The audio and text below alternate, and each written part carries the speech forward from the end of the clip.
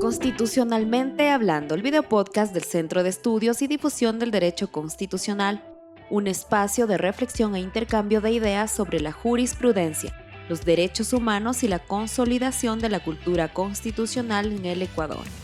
En el episodio anterior hablamos sobre la protección de los derechos de las personas refugiadas en Ecuador con Federico Agusti, representante de ACNUR en Ecuador. En este nuevo episodio conversaremos con Juan Antonio Cruz Parcero, licenciado en Derecho por la Universidad Autónoma de México, doctor en Derecho por la Universidad de Alicante, investigador titular C de tiempo completo en el Instituto de Investigaciones Filosóficas de la UNAM. Bienvenidas y bienvenidos a Constitucionalmente Hablando, el videopodcast del Centro de Estudios y Difusión de Derecho Constitucional de la Corte Constitucional del Ecuador.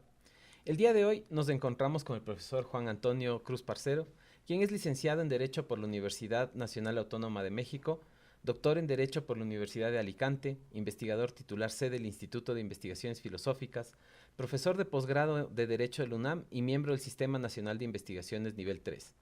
Actualmente es director del Instituto de Investigaciones Filosóficas. El profesor se especializa en filosofía y teoría del derecho. Su trabajo se centra en las teorías de los derechos, en tanto derechos humanos, derechos constitucionales, derechos sociales y derechos colectivos. También ha abordado temas de bioética como el aborto y objeción de conciencia, entre otros. Se especializa también en temas de argumentación jurídica y metodología jurídica.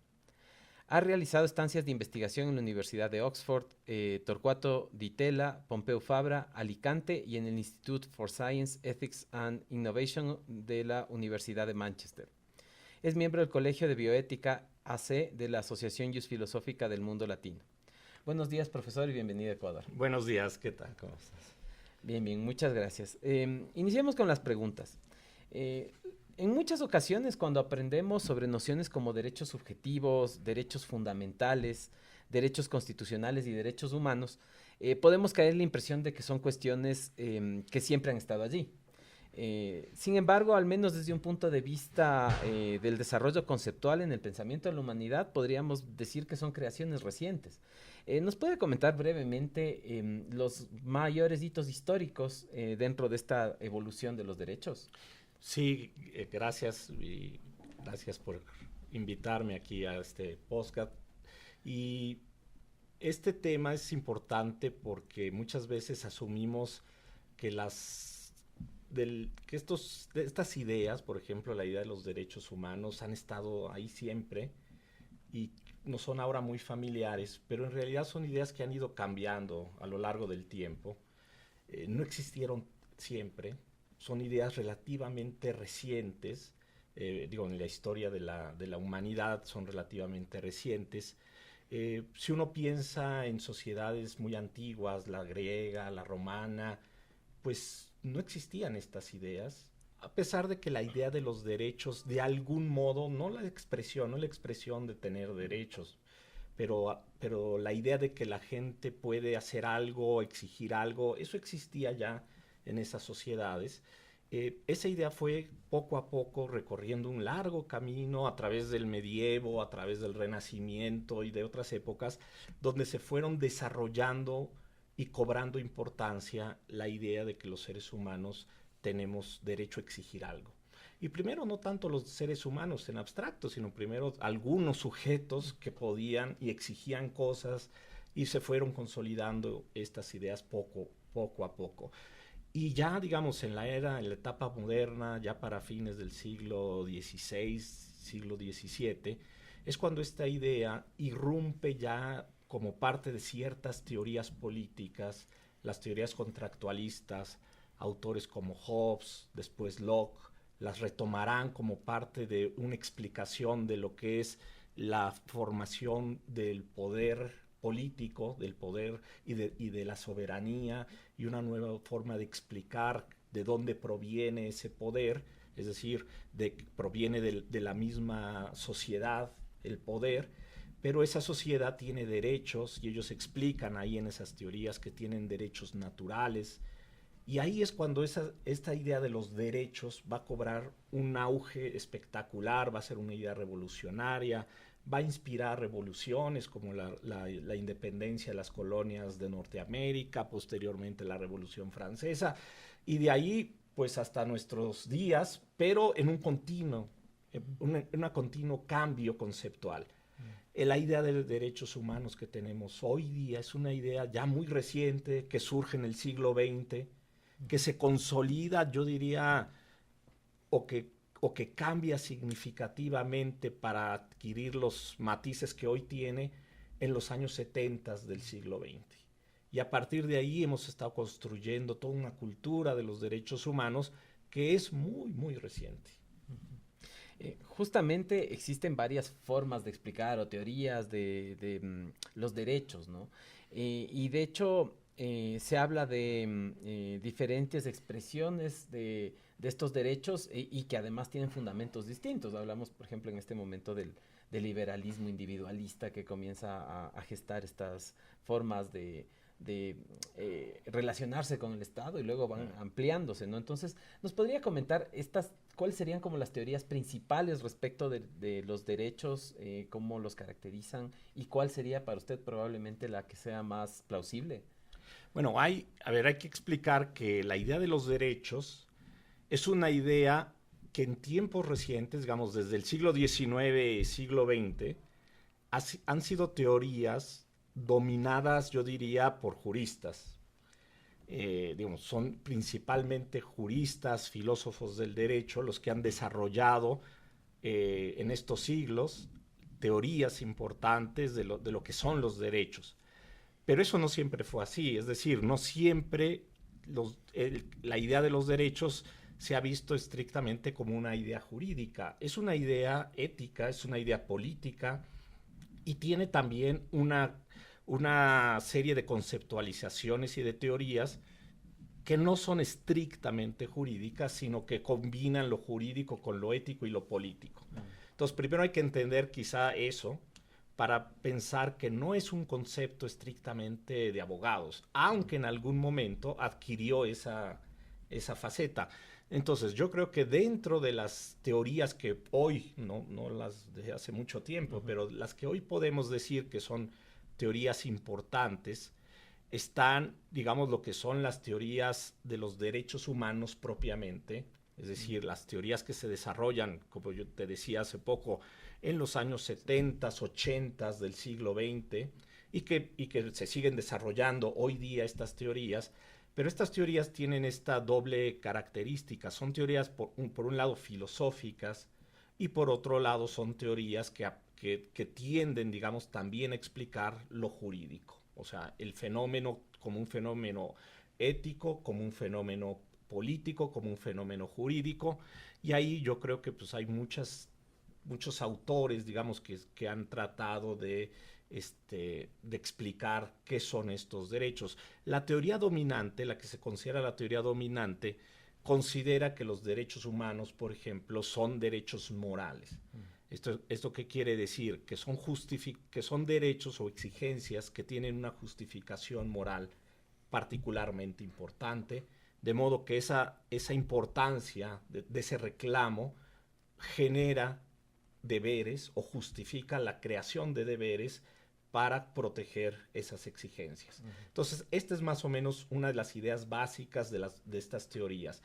Obviamente también encontramos teorías que tratan de explicar cómo funcionan los derechos en el ámbito jurídico, ya cuando se positivizan, cuando forman parte de, digamos, de las formas de protección jurídica. Hay teorías muy interesantes que no son muy recientes, pero que se han retomado por autores, digamos, de finales del siglo XX para actualizar esos modelos. A mí me gusta mucho particularmente, y creo que fue muy influyente en todas estas teorías contemporáneas, la teoría de Hoffel, de un autor norteamericano de inicios del siglo XX, que explicaba analíticamente que el lenguaje que usamos de los derechos suele ser a veces un lenguaje muy abstracto, como decir el derecho de propiedad, como si hubiera una sola cosa que es el derecho de propiedad. Entonces él decía, mire, estas expresiones tan abstractas debemos descomponerlas en distintas formas de relación. O O sea, un derecho como el de la propiedad implica, pues a veces que la gente tiene, por ejemplo, la obligación de no robarme, de no quitarme lo que es mío, que yo tengo el poder, por ejemplo, el poder jurídico de vender algo que es mío, de prestarlo, de darlo en arrendamiento, es decir, de hacer contratos con eso que me pertenece. Yo tengo poderes jurídicos, tengo también la libertad de usarlo hasta cierto punto, hasta, digamos, puede ser que haya leyes que me restrinjan el uso de mi propiedad de ciertas cosas, digo, porque puedo poseer muchas cosas, y hay inmunidades que yo tengo también, es decir, la autoridad no me puede quitar, no me puede, en ciertos casos no me puede expropiar, etcétera. Entonces, explicar qué es, por ejemplo, un derecho de propiedad, él nos propone una metodología para hacer esas distinciones ya más finas de todo lo que involucra, todo el tipo de relaciones que involucra un derecho como el de propiedad. Y así, cuando usamos un modelo como el de este autor, podemos aplicarlo a cualquier derecho, la salud, la libertad de expresión, el derecho a votar, es decir, a cualquier derecho que normalmente se enuncia de manera muy genérica, identificar ese carácter abstracto de muchos derechos y empezar, digamos, a analizarlo. Y ese modelo es muy útil para las personas que trabajamos con los derechos, que exigimos derechos, para los jueces, para los abogados, etcétera, para identificar justamente de qué cosas estamos hablando con más precisión. Perfecto. Y me parece interesante esto que usted acaba de comentar, el hecho de que el fenómeno de los derechos es un fenómeno que trasciende lo jurídico, ¿no? Va a lo ético, lo filosófico, lo político incluso. De hecho, el reconocimiento de derechos puede ser considerado, y de hecho creo que es un acto político más allá de que tenga una forma jurídica. Y en ese sentido tenemos algunos adjetivos que adherimos a los derechos también, ¿no? Tenemos derechos humanos, constitucionales, fundamentales.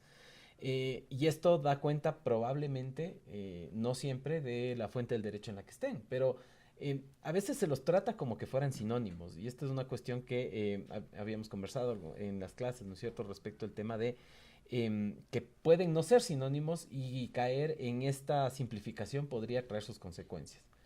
Sí, obviamente, hay un léxico, digamos, muy amplio de los derechos subjetivos, derechos básicos, derechos morales, derechos fundamentales, constitucionales, garantías constitucionales, muchas expresiones, libertades que se suelen usar. Y hay que identificar cuándo puede haber un uso, yo diría, un uso coloquial de estos términos, donde las personas muchas veces los usan como sinónimos, como tú dices, pero muchos de estos conceptos han adquirido un carácter técnico, es decir, una cierta definición de lo que abarca conceptualmente. Y sí es importante ya a la hora de trabajar con estos conceptos, de incorporarlos a textos legales, etcétera, o de interpretarlos, sí identificar que son conceptos diferentes. No es lo mismo el concepto, digamos, de derechos fundamentales o derechos constitucionales, que más o menos son equivalentes o casi en todas las teorías son sinónimos, a el de derechos humanos. ¿Sí? El concepto de derechos humanos es diferente al concepto de derechos fundamentales y derechos constitucionales. Para ser un derecho fundamental, pues basta que esté en la Constitución. ¿Sí? Basta que un derecho el legislador lo ponga en la Constitución para ser un derecho fundamental.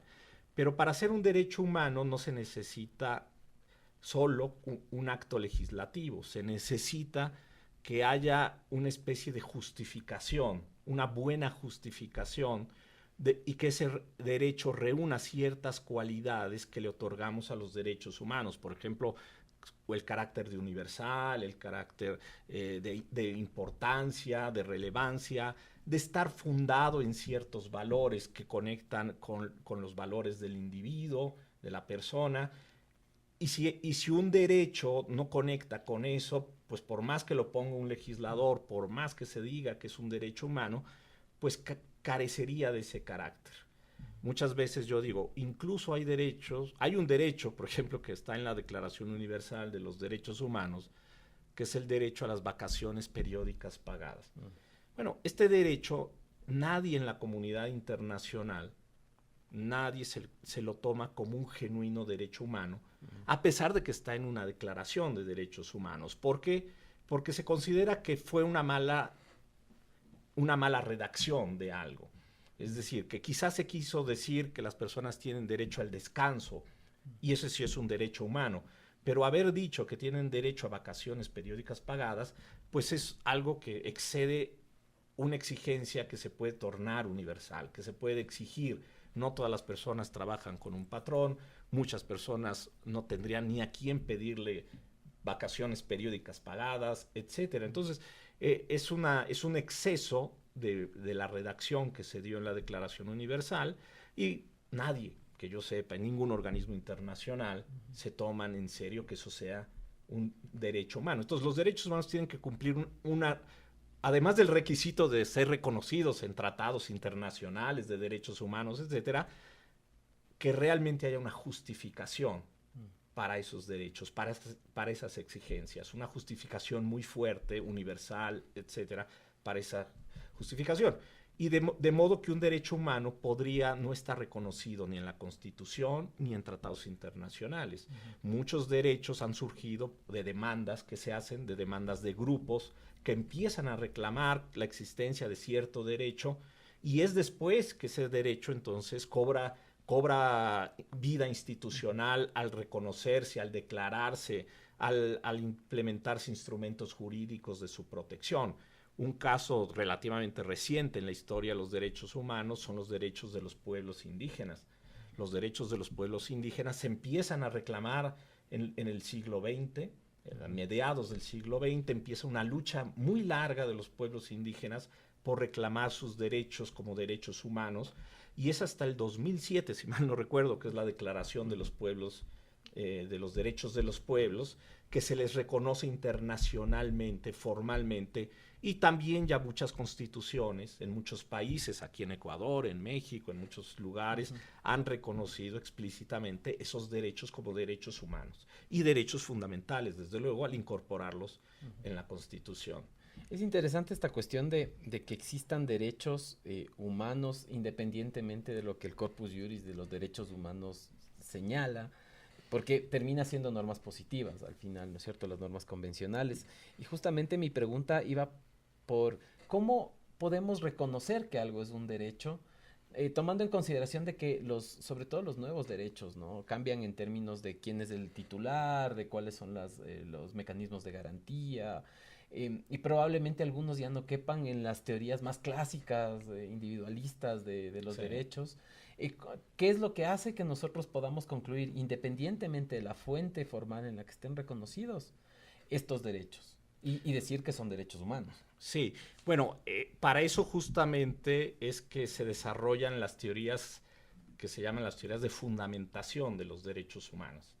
Es decir, las teorías más importantes de los derechos humanos asumen que los derechos humanos no son creaciones arbitrarias de un legislador, ni deben ser creaciones arbitrarias de un legislador, sino que son ideas que se reconocen socialmente, es decir, que pueden adquirir un reconocimiento social, una identidad social, una existencia, porque existen buenas razones, porque existen buenos argumentos filosófico-morales, ¿sí?, para justificar esas exigencias. La urgencia, la necesidad de ciertas, de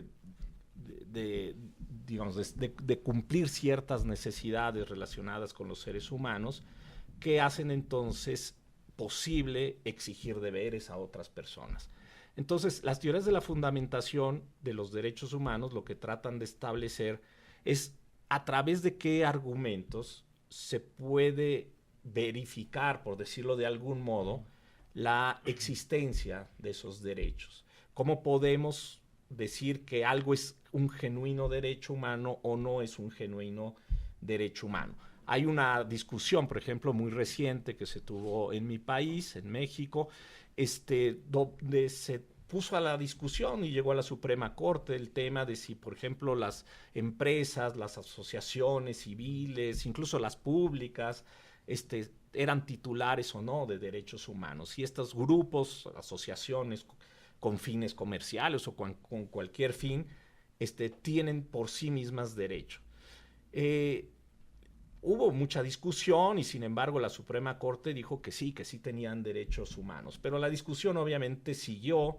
Muchos autores, decíamos, no, eso no puede ser así, ¿no? Las empresas no pueden ser titulares de derechos humanos.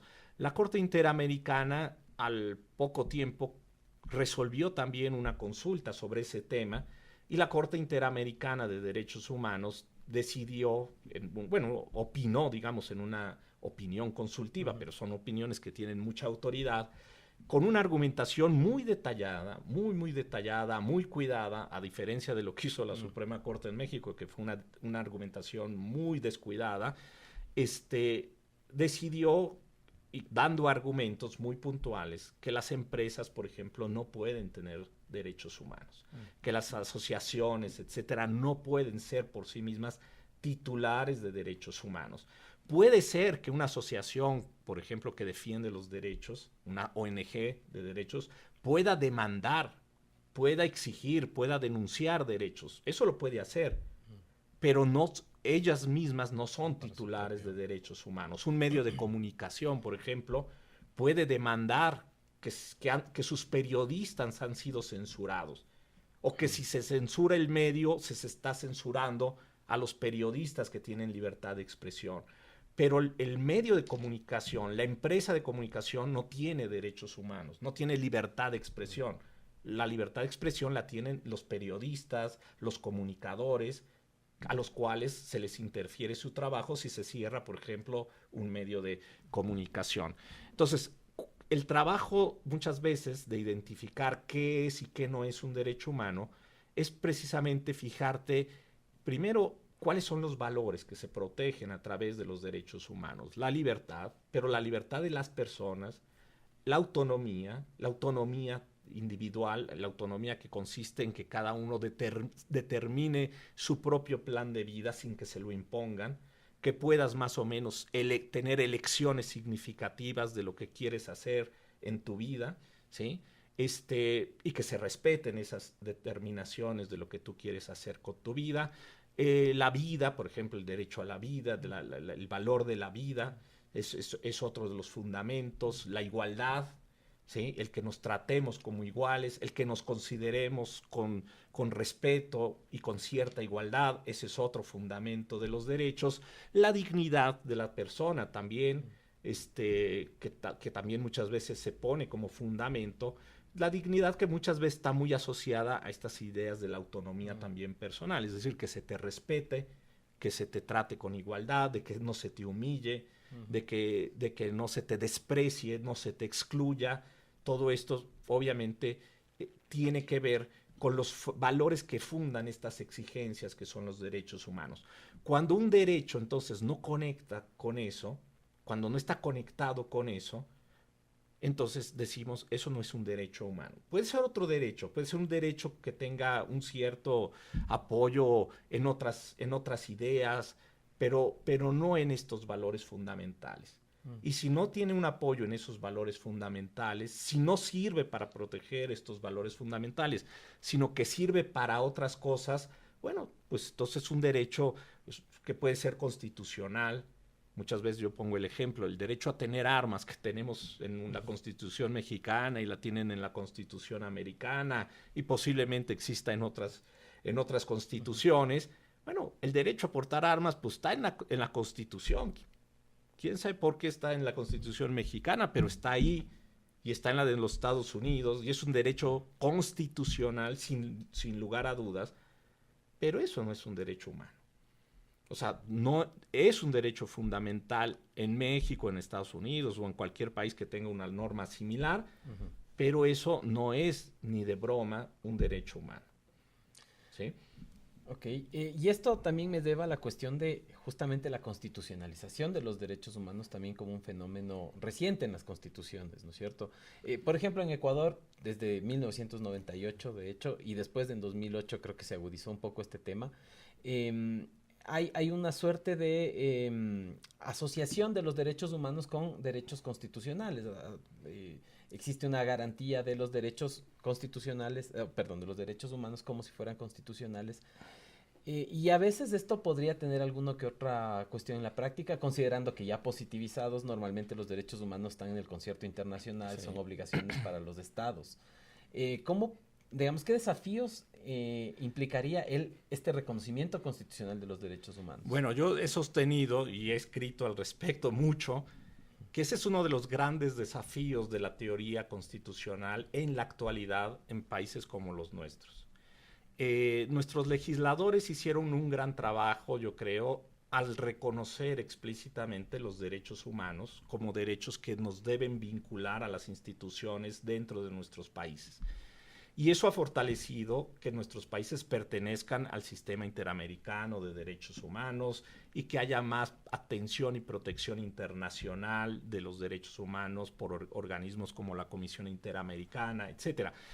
Pero casi todos los legisladores fueron descuidados al introducir la figura de derechos humanos y hacerla convivir con los derechos constitucionales, los derechos fundamentales, sin aclarar si son diferentes o cuáles son diferentes o cuáles sí son derechos fundamentales solamente sin ser derechos humanos. Porque, a ver, lo cierto es que cuando tú reconoces ciertos derechos humanos en una constitución, pues esos derechos tienen ese doble carácter. Por un lado son derechos humanos, por el otro lado son derechos constitucionales porque ya están en la Constitución explícitamente.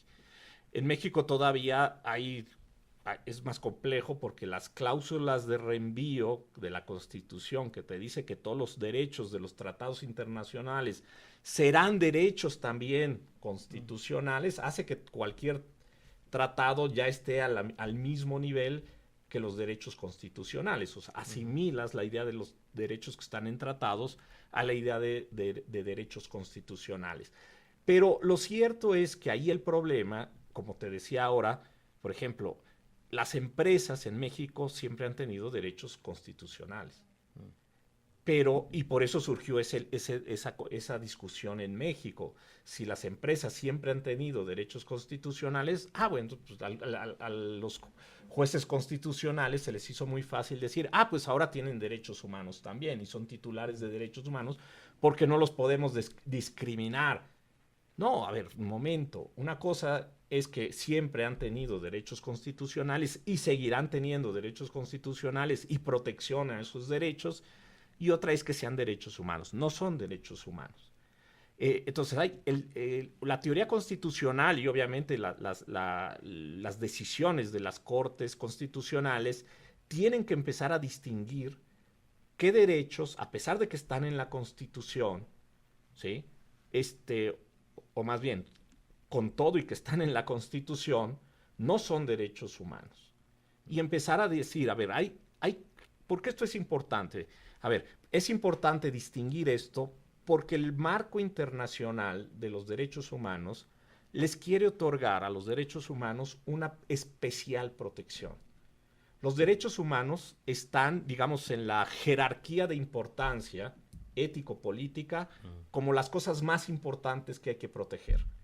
Y para dar esa protección especial a estos derechos, que son de las personas, de los grupos indígenas, ¿sí? Para darles esa especial protección, se contemplan una serie de mecanismos interpretativos, ¿sí? Unas fórmulas para interpretar y darles una especie de prevalencia a estos derechos sobre cualquier otra cosa, incluso sobre otros derechos constitucionales. Entonces, es importante que estas cláusulas operen solamente en favor de los derechos humanos y no de otros derechos, aunque sean constitucionales. Es decir, una empresa puede tener derechos constitucionales y litigar un problema, tener un conflicto con individuos que tienen derechos humanos. La interpretación que se haga de estos derechos tiene que favorecer la interpretación a los individuos, no a los derechos de las empresas. ¿Por qué? Porque el sistema quiere darle mayor peso a los derechos de los individuos. Esto no quiere decir que siempre tengan que tener razón los individuos, a veces que no la tienen. Claro. Pero si se trata de interpretar las normas, se tiene que interpretar a favor de los individuos y de los derechos humanos. Cuando la Corte en México dijo que las empresas tienen derechos humanos, se equilibra esa protección, ya no opera en favor de nadie la protección, ya el individuo no obtiene esa protección especial del sistema de derechos humanos. Y por eso es grave una decisión como esa. Y por eso se tiene que reconocer que es un error y se tiene que cambiar. Y por eso es importante que esos mecanismos interpretativos operen solamente en favor de los derechos humanos, no de cualquier derecho constitucional. ¿Sí? Como una última pregunta, yo quería saber, justamente en este contexto en el cual los derechos, digamos, primero se expanden, segundo tenemos una ampliación de los titulares de derechos y además tenemos un catálogo cada vez mayor, coexisten estos derechos que terminan siendo o convirtiéndose en pretensiones por parte de las personas respecto de protección, muchas veces en contra de los derechos de otra persona o de intereses institucionales que son totalmente legítimos. Y esto ha generado toda una discusión y debate respecto de cómo coexisten los derechos, ¿no? El tema de teorías que serían conflictivistas, no conflictivistas, etcétera. ¿Cuáles serían el mapeo de estas teorías respecto de los conflictos entre derechos?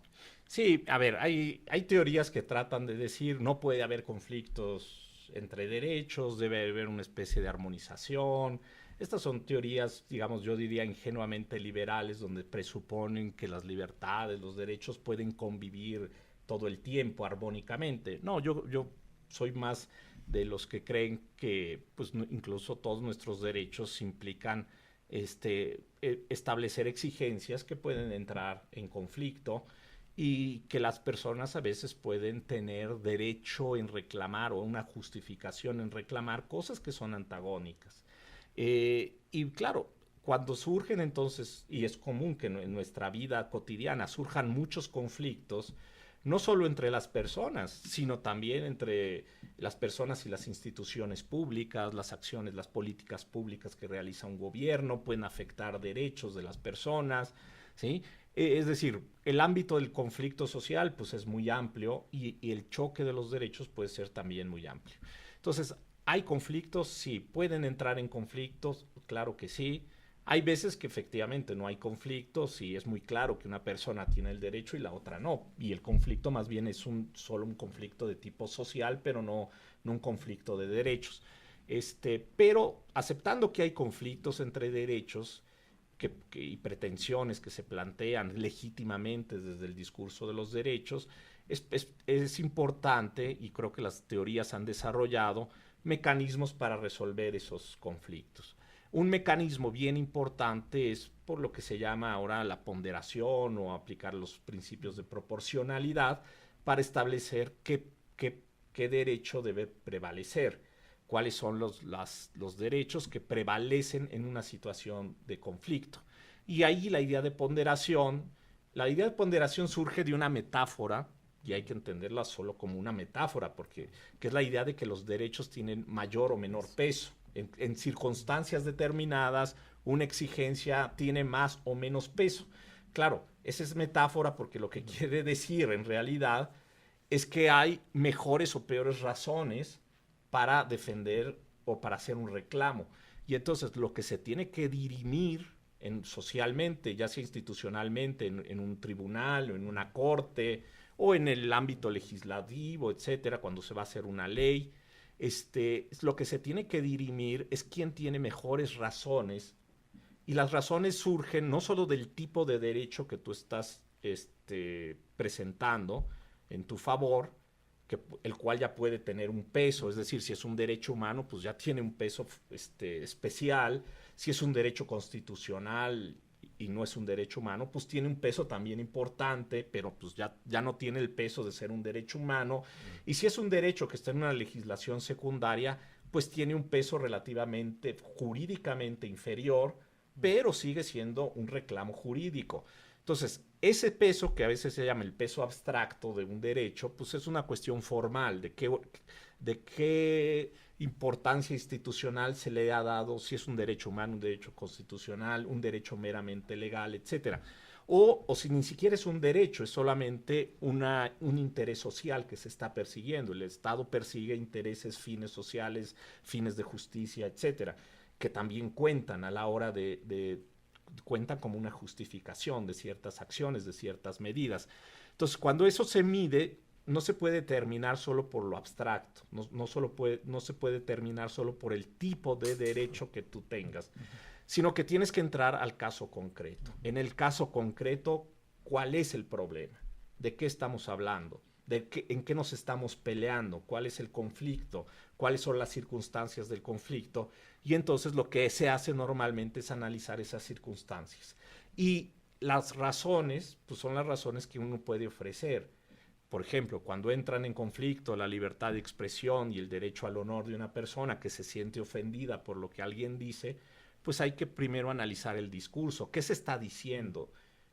Se está diciendo algo de la persona, pero ¿quién es la persona? Por ejemplo, ¿es un ciudadano común y corriente o es un funcionario público? Si es un funcionario público y lo que se está hablando de él tiene un interés social, pues entonces tiene mayor peso la protección de la libertad de expresión. Si es una persona que no tiene un carácter público, entonces la intimidad o el derecho al honor tiene mayor relevancia. Y se van haciendo entonces una serie de cualificaciones, de distinciones sobre cuándo un derecho es más importante que el otro. Y así es como avanza la idea de la ponderación. La ponderación es ir ofreciendo razones de por qué en ciertas circunstancias un derecho debe pesar más o valer más que el otro. Y así es como se resuelven o se deben resolver los casos de conflicto, argumentando cuáles son las razones en cada circunstancia determinada que cuentan a favor de ese derecho. Cuando tenemos un mejor argumento a favor de uno, pues debemos decidir a favor de ese derecho. Perfecto, muchísimas gracias, profesor. Realmente ha sido una conversación bastante interesante y de parte de la Corte Constitucional y del Centro de Estudios le damos la bienvenida al Ecuador y esperamos que no sea la última vez que nos acompañe.